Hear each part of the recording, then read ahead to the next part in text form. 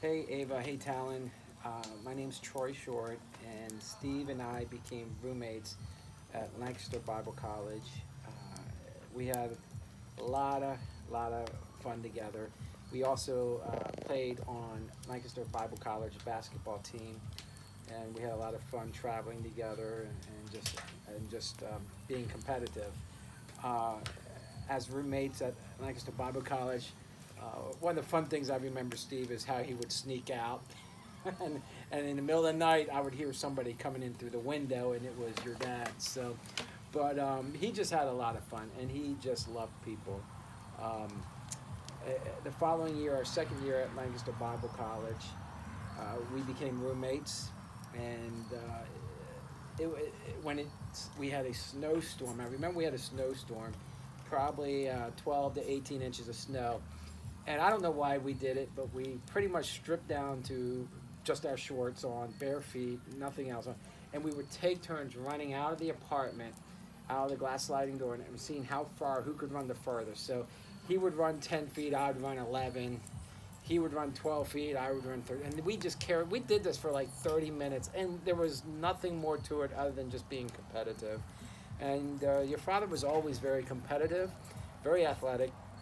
In fact, I recall in a soccer game when he had a free kick, he missed, and the other team just harassed him. The crowd harassed him, and they kind of were just making fun of him. And well, that set him off. And by the time that game was over, he scored 3 goals in one game against the team.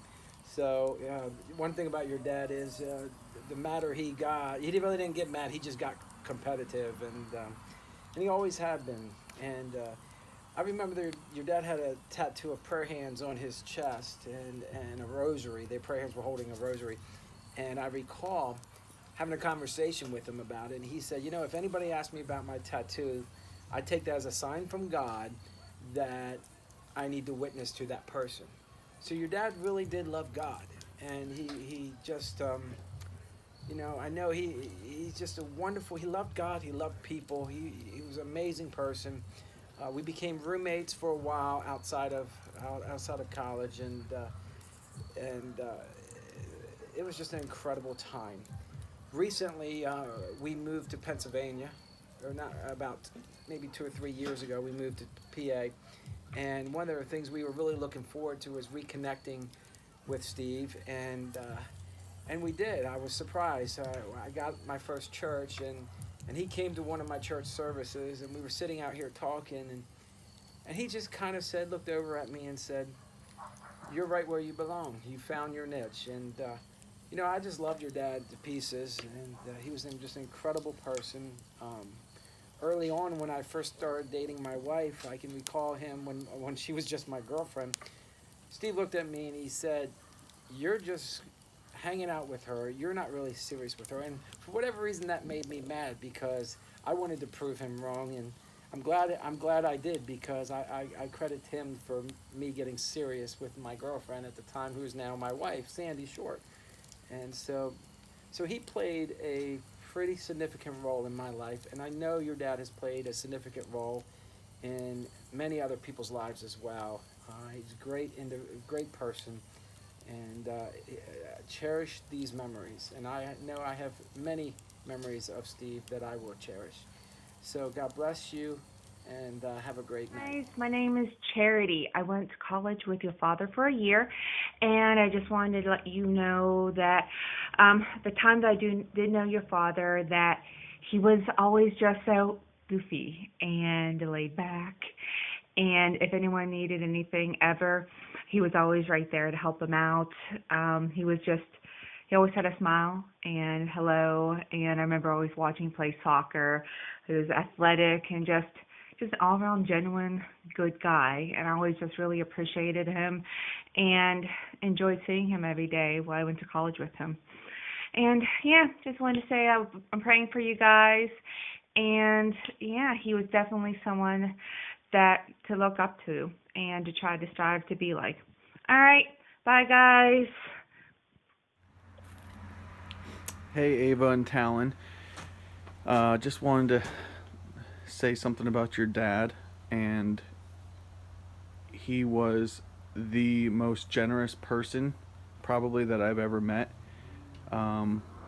He would give the shirt off of his back to anybody who, even if someone didn't need help, he was helping.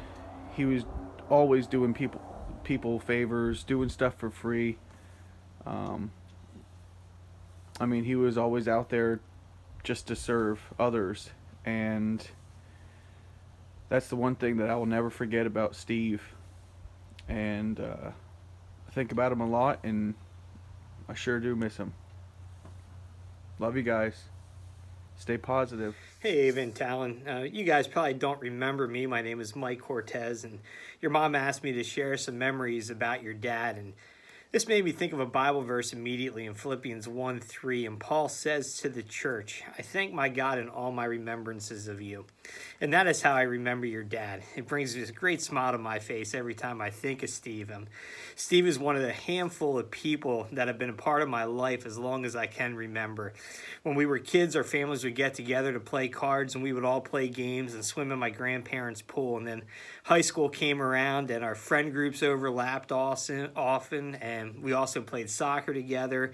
And then off to college, and Steve came to LBC a year or two later, where again we played soccer together, which continued for a little while after college, playing indoor soccer. And over those years of family activities, hanging out in sports, there were a couple of things that really stand out about your dad.